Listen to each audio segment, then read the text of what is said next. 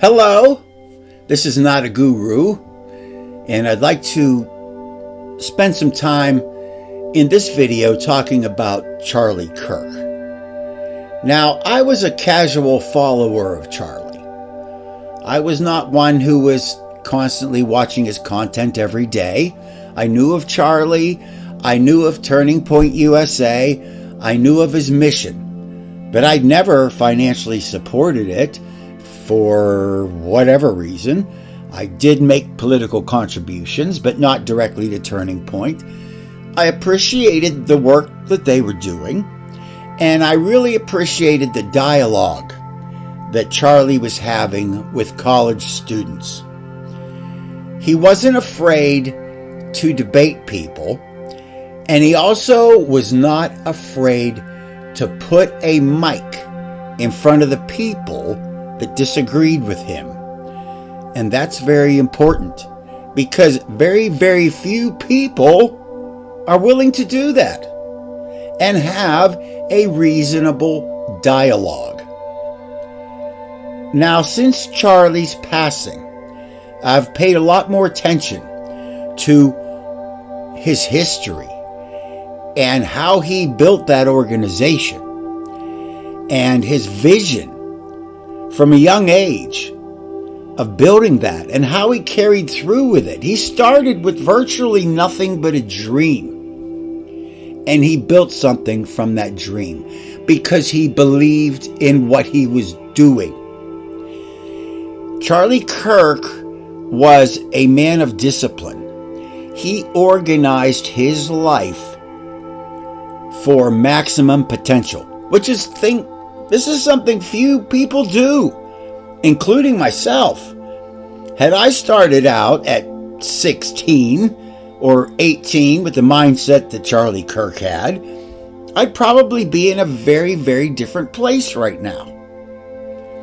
And that goes for anyone who's listening to this.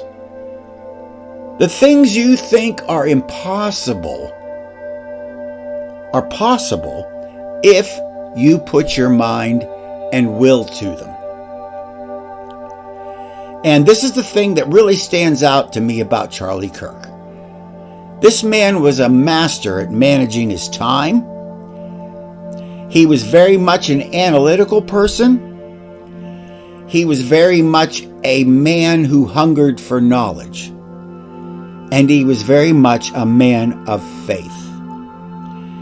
And in that regard, I could have had some interesting theological discussions with him, and we would not have agreed on everything. But I appreciated the spirit behind the man.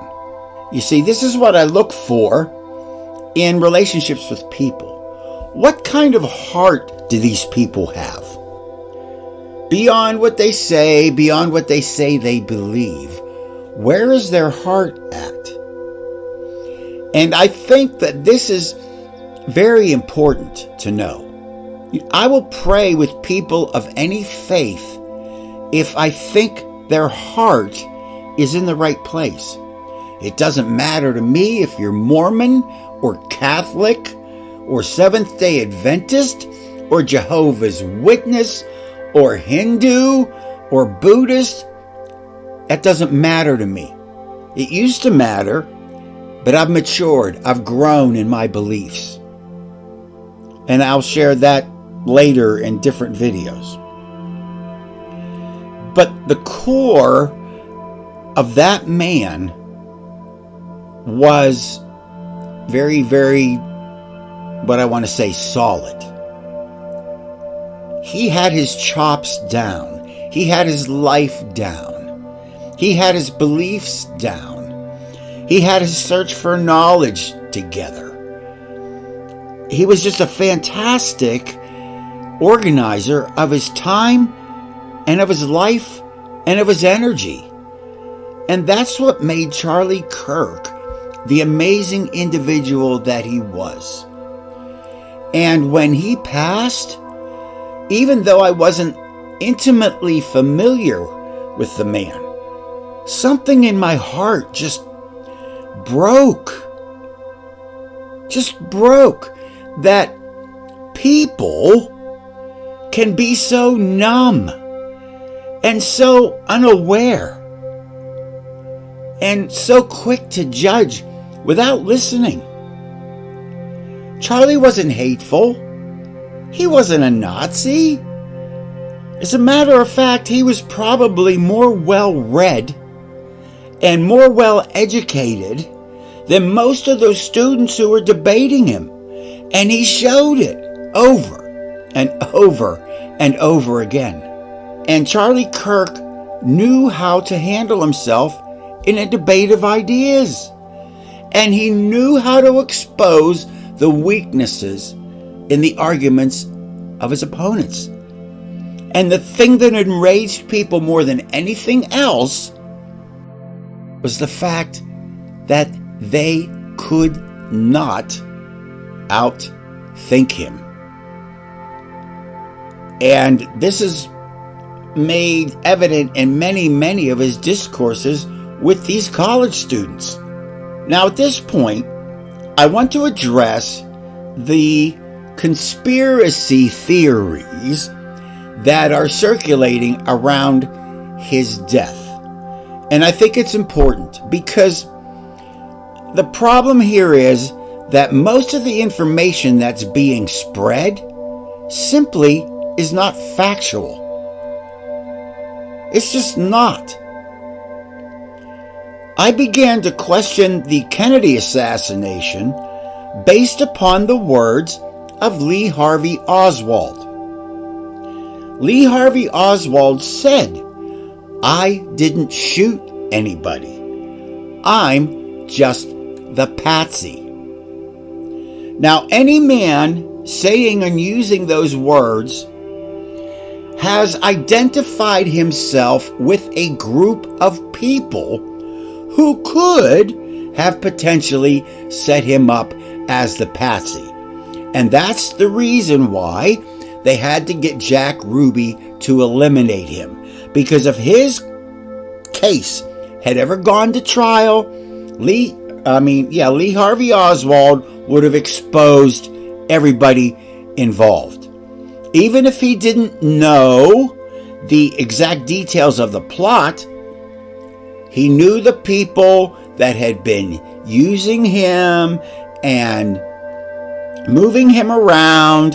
He would have known the people that arranged his defection, so-called, to the Soviet Union. He would know the people responsible for bringing him back. He would know the people that were responsible for his movements and his involvement in the Fair Play for Cuba Committee and all the other things that he was cited as doing. He wasn't doing that on his own. He was, at one point in his career, assigned to the base in Atsugi, Japan, which was a known CIA contact area. So Lee Harvey Oswald knew people and he knew things. And he could have fingered quite a few people, particularly those that he was hanging with and those that were directing him. So my involvement in investigating the JFK assassination started with Lee Harvey Oswald. Nobody is going to say, "I'm just the patsy." That's not something your average person convicted of a crime spews out there. And a voice analysis of what he said indicates that he was telling the truth. When he said, "I didn't shoot anyone, I'm just the patsy," there's nothing in his voice analysis that indicates that he's being deceptive. So I want you to kind of grasp the difference between a good conspiracy theory and a bad one. And the problem is that most people don't know the difference between a good conspiracy theory and a bad one. And this conspiracy theory about Charlie Kirk, the theories that are floating around there, are based on assumptions that are not true. And I'm going to get into those one by one right now. Now, these aren't entire conspiracy theories in themselves, but they are elements of many conspiracy theories, and I've just numbered them in this way to address the ones that are most prevalent right now. Conspiracy theory number 1. The crime scene was never secured. This is absolutely false. Facts are, the FBI was on scene within 16 minutes of the shooting. State, local, and federal law enforcement converged on the scene and assisted in the investigation. Kash Patel inspected the crime scene the next day. And Tyler Robinson couldn't recover his rifle due to the presence of law enforcement on the scene.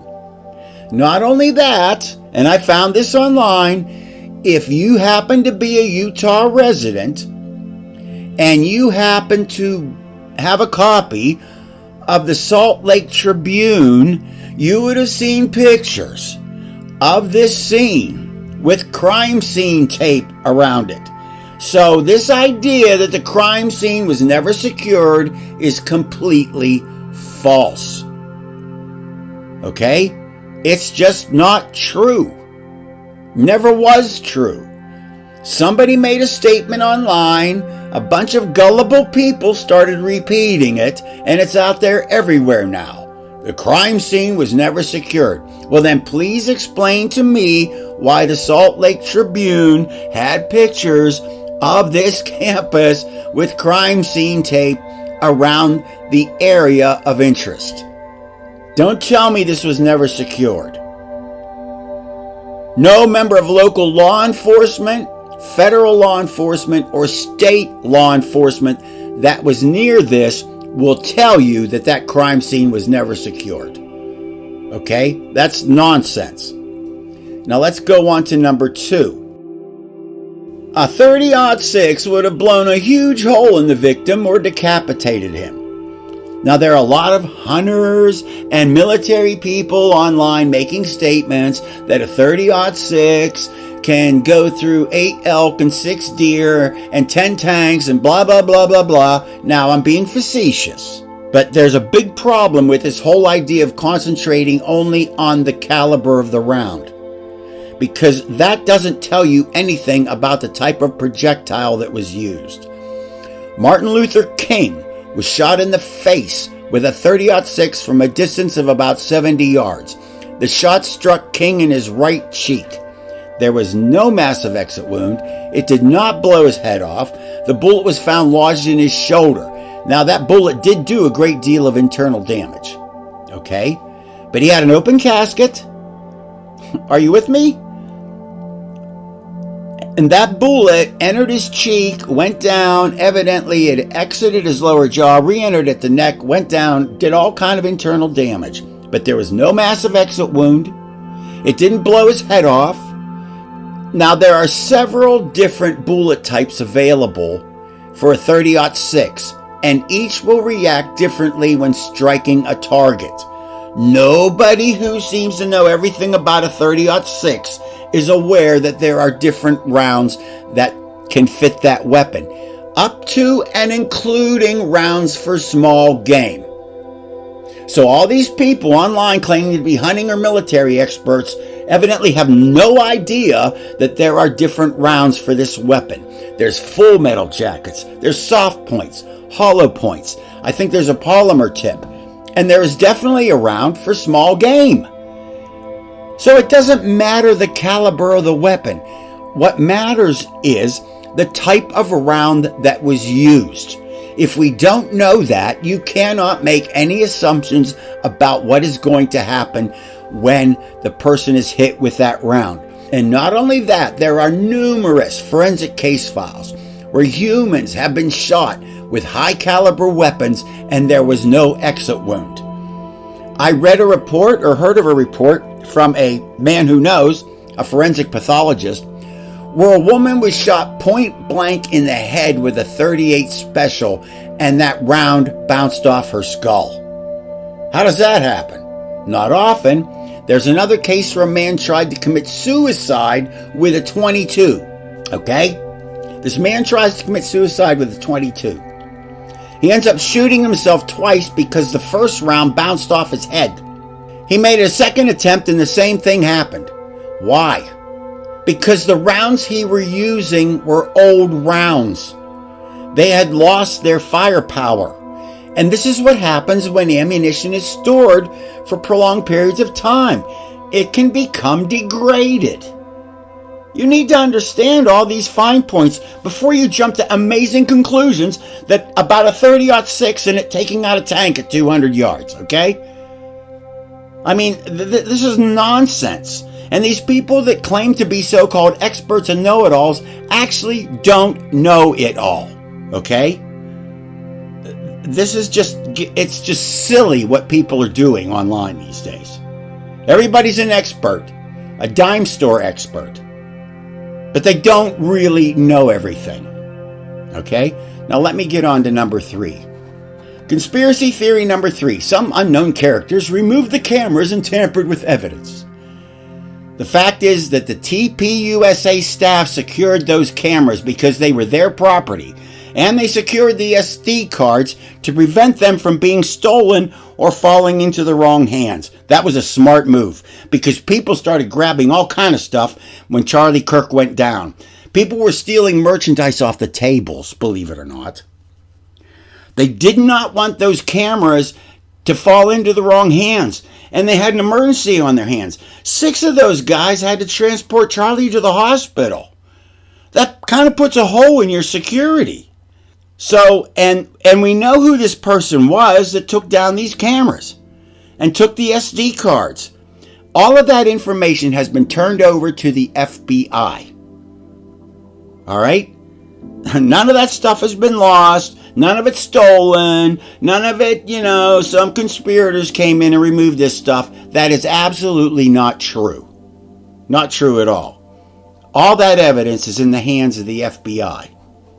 Conspiracy theory number 4. The crime scene was destroyed with new landscaping within 48 hours.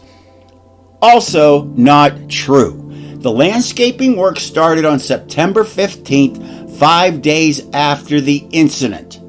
That was done under the auspices of the university itself. They had already made plans to upgrade that area for student safety and other concerns. Okay? But the thing of it is that every day there are shootings on city streets and in residential neighborhoods.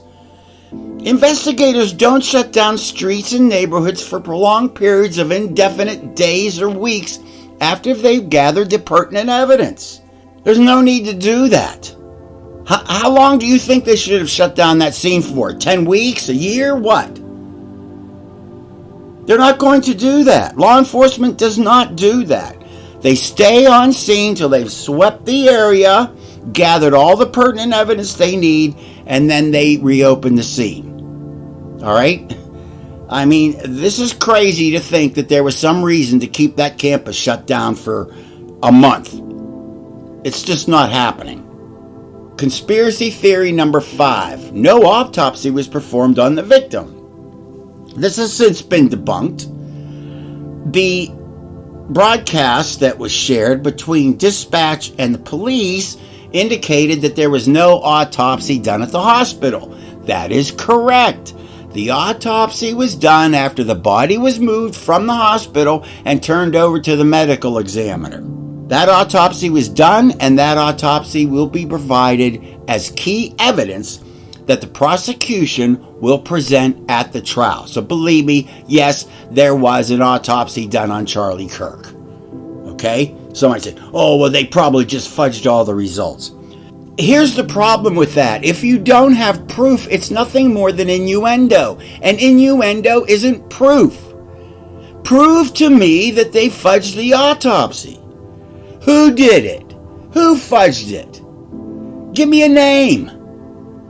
I mean, you can say anything just off the cuff to discount anything. I could deny that you were born. I could say that you're just some robot automaton from outer space. Prove me wrong. That's not an argument. It's just not. I mean, I don't know what else to tell you. People come up with these comments and they think they're proof. They're not. If you don't have any physical evidence to support your theory, you've got nothing but an opinion. And opinions aren't evidence. I'm sorry. Okay, let's go on to number 6 here.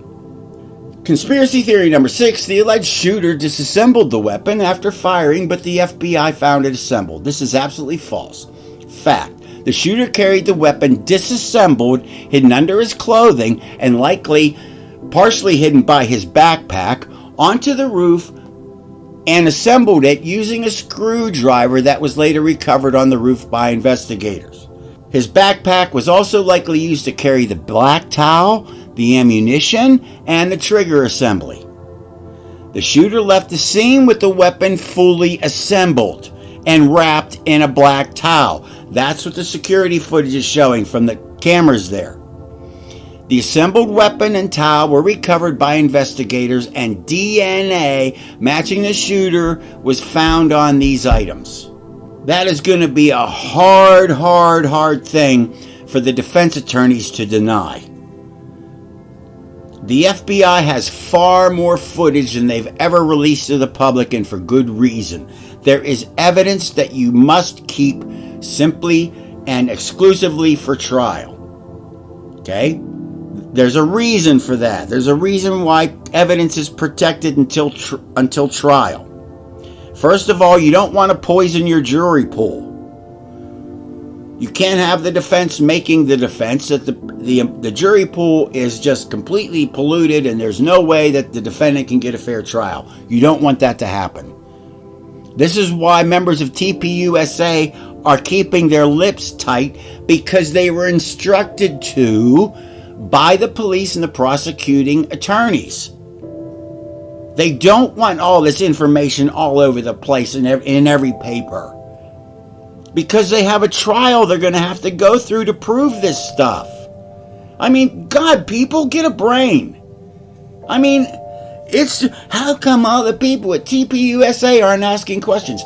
The people at TPUSA were there. They know what happened. You got it?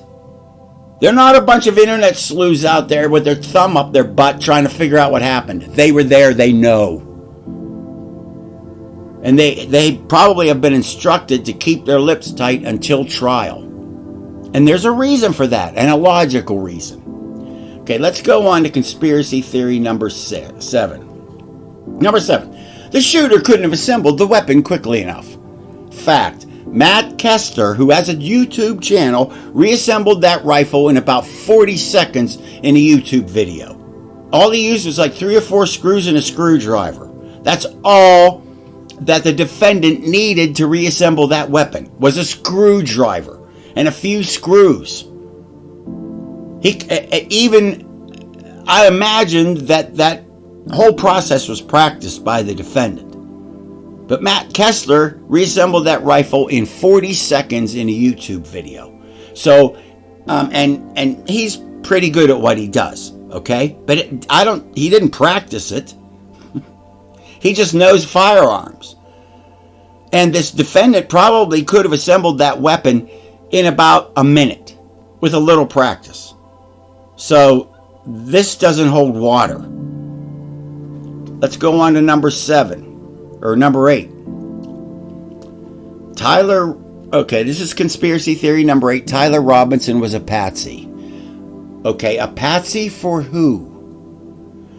It is highly unlikely that a patsy would be first identified by his own family and confess to them while leaving his grandpa's rifle at or near the scene.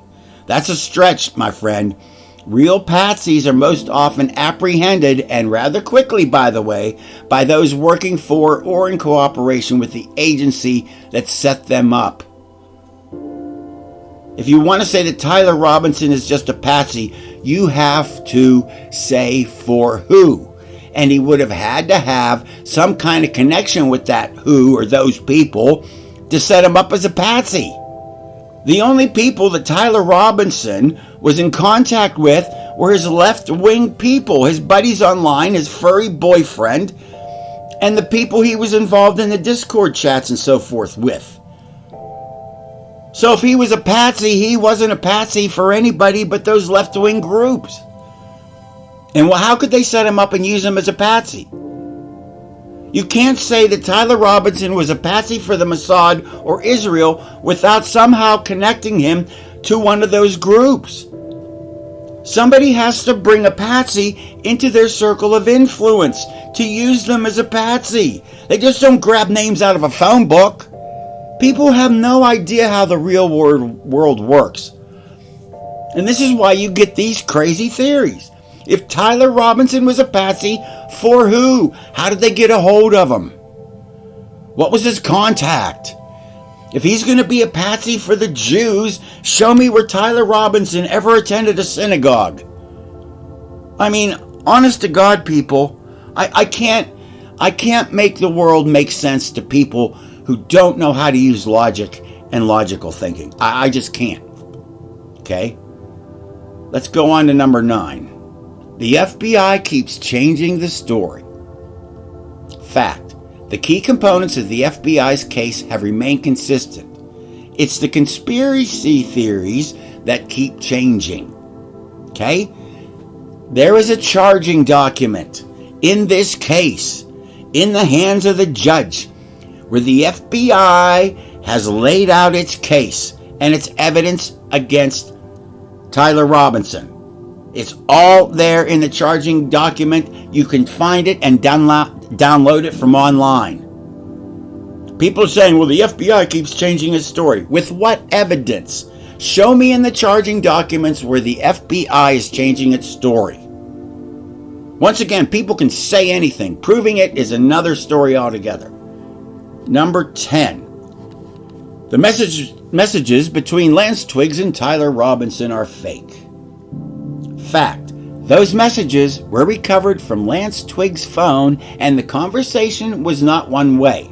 If they were faked, the FBI would be destroying its own case in court by submitting them as evidence. The manuscript released is a reconstruction and does not include the time stamps. The FBI took photos of the original message stream from Lance Twiggs' phone, and those will be submitted as evidence at trial. I've had a little bit too much coffee today, you probably can tell. Lance Twiggs has never stated the messages were planted. Okay? Now, people have said, well, that's not how two people would talk. That is an opinion. That is not evidence. As a matter of fact, I would say that unless you were intimately familiar with Lance Twiggs and Tyler Robinson, you wouldn't know how they communicated every day. You wouldn't know what kind of language they would use. All right? People that are in intimate relationships develop a language code of their own a lot of times. And there's nothing in that message stream I see that throws up any big red flag about what they would be talking about. If Tyler Robinson was missing and Lance Twiggs was trying to figure out where he was, that is exactly the type of conversation you would have with somebody. All right? You can't assume you know how other people communicate, because that's not how you communicate, or that's not how you think a normal person would communicate. That is an opinion. It is not evidence. And the FBI would be just blowing up its own case in court if it faked any of those, because the defense attorney could ask for all the pertinent data around that message chain, and if anything looks suspicious, they could blow up the FBI's case in court. I mean, come on, people. I mean, just get a grip here.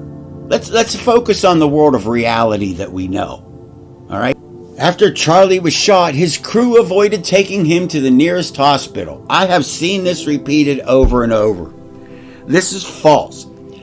Charlie Kirk was taken to, I don't even know if I can pronounce this, Timpanogos Regional Hospital after he was shot at Utah Valley University. This is 1.6 miles from UVU with a 5 to 10 minute drive time depending on traffic. And according to an interview I heard with one of the people that was involved in transporting Charlie, it took them about 4.5 minutes to get there because they were making some crazy maneuvers. All right? So the idea that they drove past the nearest hospital is complete garbage. And if you can name a closer hospital, let me know. Okay? Again, people repeating nonsense, not fact-checking anything, throwing logic out the window for a conspiracy theory. That's not how a good conspiracy theory works. I'm sorry. Number 12. Erica Kirk was fake grieving during public appearances, okay? I've spent nearly 10 years working in mental health. Anyone who pretends to know how another person grieves or processes loss is kidding themselves. And I'm going to give you there's the coffee. I'm going to give you an example. Me. I lost both my parents by the time I was 20 years old. I never shed a tear. And it wasn't because I wasn't sad inside, but I had all kind of defenses thrown up because I was in survival mode. I was going to have to find a place to live. I was going to have to rearrange my entire life. I didn't have my mom and dad to confide in anymore. I was just out there. I was afraid. I was scared. I went into survival mode. That's why I never shed a tear. I couldn't afford to let myself break down and lose it. I buried that pain for a couple decades before I actually processed it and let it out. So don't tell me you know anything about how another person grieves or handles grief. Erica Kirk is trying to process her loss and keep her husband's dream alive at the same time. That's not an easy row to hoe. And dogpiling on a widow with 2 children whose husband was brutally murdered says a lot more about the people doing the dogpiling than it says about Erica Kirk. And let me say this, a lot of these women posting comments under these videos saying, oh, she's just faking it. You know something else about you, honey? Charlie Kirk wouldn't touch you with a 10-foot pole. Take that to the bank. Just let that sink in. Charlie Kirk wouldn't touch you with a 10-foot pole. I mean, this is ridiculous, the way this woman is being dogpiled. And the people that are doing it, I swear to God, what kind of character do you have to dogpile on a grieving widow with 2 kids? Oh, well, she had something to do with it. Give me evidence. Give me evidence, fool. I mean hard evidence. Not your opinion, not what somebody else said online. Give me evidence. Why would she kill this man she was so radically in love with? Why? To collect on an insurance policy? I don't think she's that kind of a person. I really don't. It broke my heart watching her. I can see in her the struggles of a wounded lioness, okay? And unless you know the internal makeup of a lioness, you have no idea how they're going to grieve. A weak and meek lamb is never going to grieve the same as a wounded lioness. Ever. Ever. This is pathetic. This is absolutely pathetic. The stuff that I'm seeing. And it says, like I said, it says a lot more about the people who are dogpiling on her than it says about Erica Kirk. Because the people doing the dogpiling on are not the people you would ever want as your friends. And again, I'm going to say it, Charlie Kirk wouldn't touch any of these women with a 10-foot pole. And there's a reason for that. There's a reason Charlie married Erica Kirk and nobody else. Because he knew strength and resolve when he saw it. And Charlie was looking for a strong, loving woman. And an honest woman. And a woman of character. And a woman of potential. Unlike these, I don't know what they do in their spare time. But there's a reason Charlie married Erica. And it's coming out. This woman is trying to keep her husband's legacy alive. Keep his mission alive. She was deeply involved in that. She can't afford to fall apart like a $3 watch for weeks at a time. She can't afford it any more than I could afford it when my parents died. I couldn't afford to crawl in a ditch somewhere. My parents were gone. I had to support myself. I had to house myself. I had to feed myself. These people that are saying this kind of stuff, you're just deluding yourself. Look in the mirror. Now let me move on before I lose my mind. If you care about actual facts, the charging documents in the Charlie Kirk case can be found online. And I'll leave a link below this video.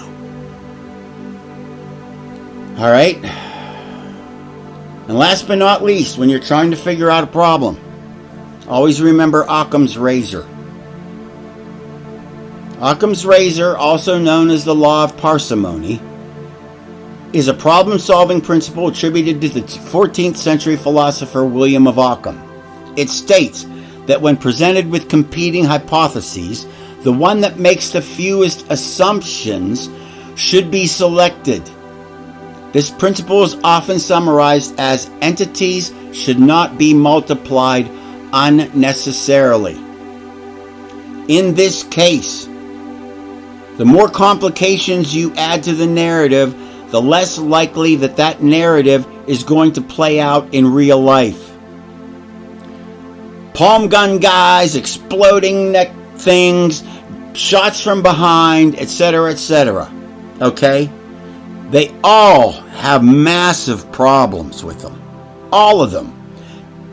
In the case of JFK, the thing that really started messing things up was multiple wounds in 2 humans supposedly caused by one bullet that left more fragments in 2 humans than it had missing when it came out.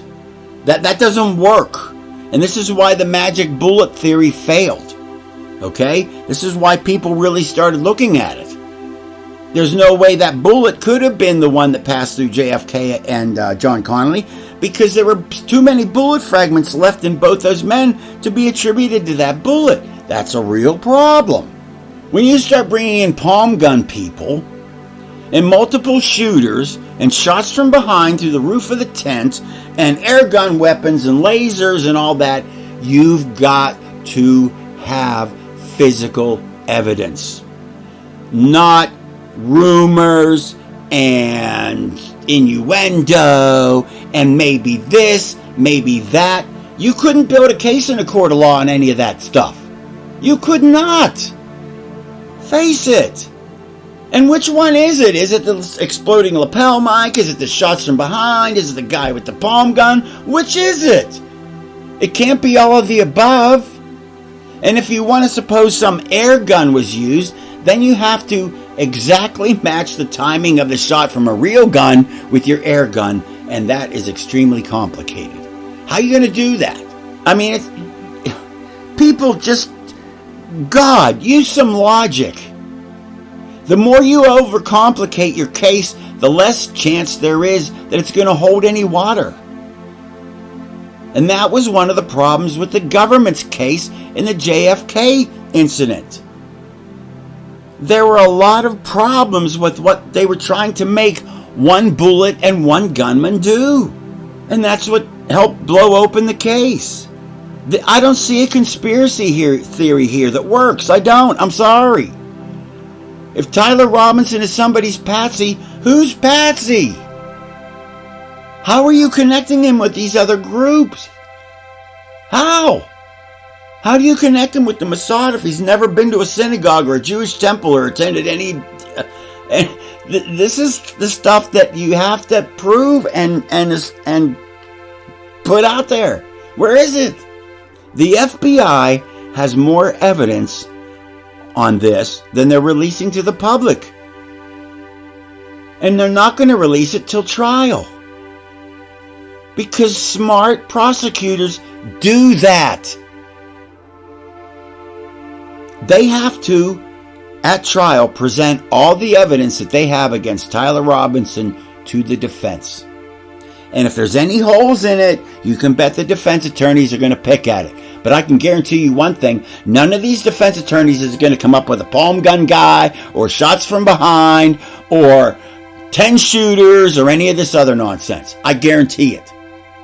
They're going to do whatever they can to get Tyler Robinson to avoid the death penalty. Because at this point, that's about all they got. Well, I hope you didn't mind my rant, but hey, people, this needs to be addressed. Charlie Kirk is worthy of more than the treatment that he's getting from these crazy conspiracies. And I have doubts about the government's case against JFK, RFK, Martin Luther King. I don't buy the whole 9/11 story. I don't know what in the world was going on with what happened to Trump and Butler, which is my hometown. There's still a lot of unanswered questions there I'd like to see some information on. The whole Jeffrey Epstein thing, the problem there is that there was too much time to scrub evidence. And by the time Kash Patel and Dan Bongino got there, anything that was, connected any intelligence services to Epstein had already been scrubbed out. If there's a problem there, it's that I think Pam Bondi and Kash and Dan may be a little naive to the fact that the real stuff that would have pinned Epstein to intelligence agencies was scrubbed from the record before they showed up. Look, I'm not opposed to a half-decent conspiracy theory.